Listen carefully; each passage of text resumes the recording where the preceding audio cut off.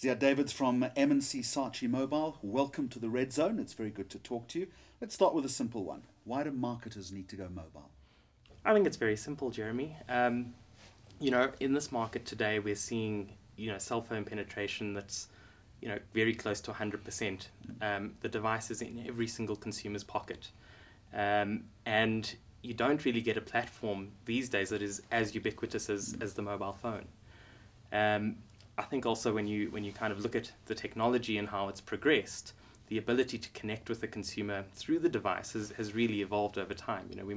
We've moved well beyond the simple telephone call or an SMS. The power of mobile devices these days is really quite compelling. I mean, if you consider the simple iPhone has just about as much power, or perhaps even more, computing power as what sent the Apollo space mission to the moon.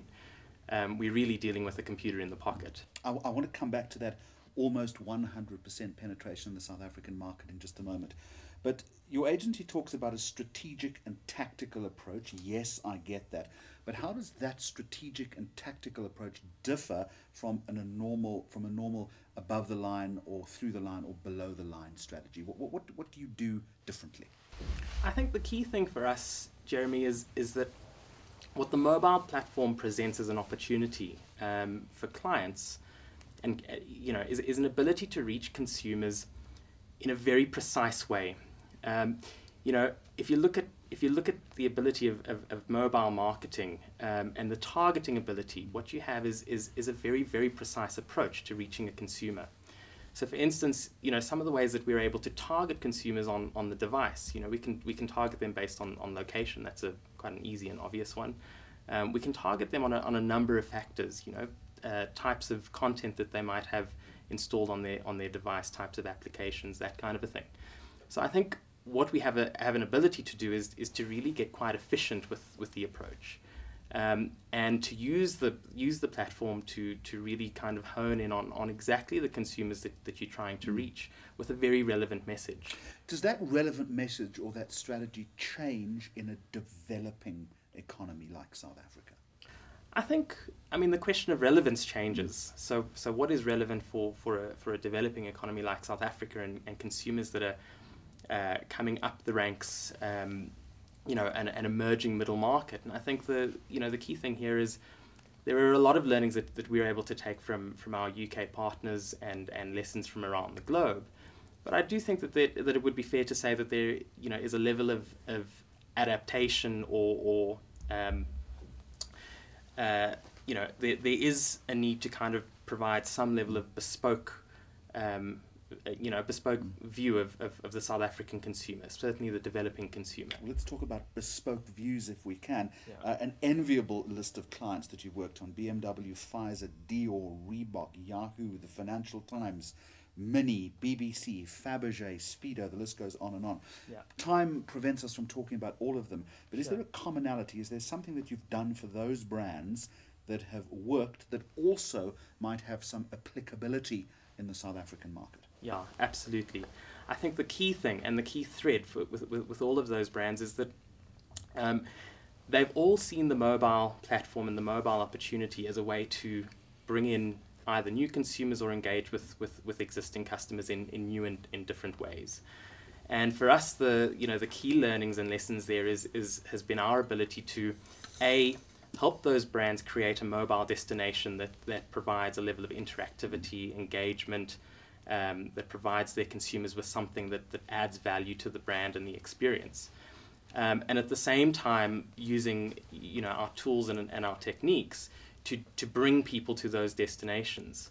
So we really have a focus on acquiring eyeballs to those destinations, and I think for us that's been that's kind of the key thing. Destination there is the key word, I think. I've spoken to so many marketers who've gone down this mobile route, and at the end of the campaign, strangely, they've been disappointed that they didn't get the instant results, that the expectations were greater than what was delivered. Why is that?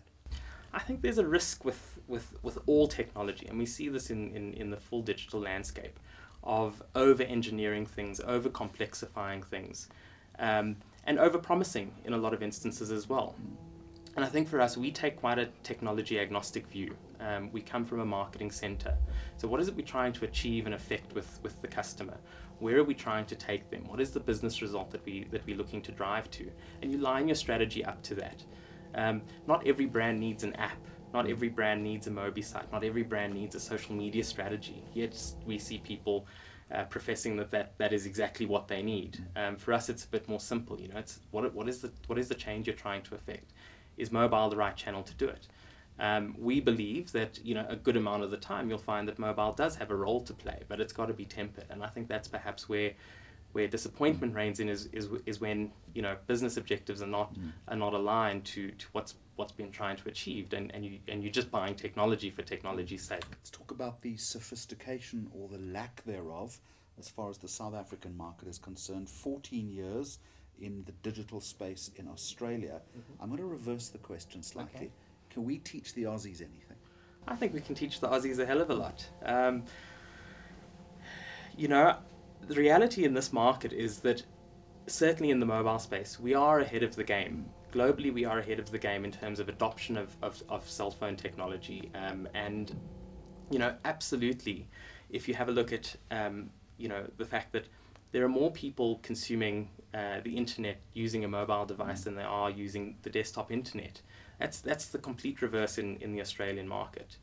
I think also, you know, South Africa typically and generally, I think is to be a fair statement to say that we are technology, you know, we are technology early adopters. I always, you know, in Australia, living there, used to often comment to people that, you know, the banking system in Australia, as sophisticated as it is, actually the banking technology is quite outdated relative to South Africa. And I think there's a lot of other examples. I mean, you know, we've taken, you know, we've got some real technology things to be proud of. I mean, you know, if you take Elon Musk and what he's done for you know, payments in terms of PayPal and that kind of a thing, we've got a big story to tell. So yeah, I think we've got a lot to. So digital one, rugby nil as far as Australia and South Africa is concerned. Thanks for joining us in the Red Zone. Pleasure. Thank you, Jeremy.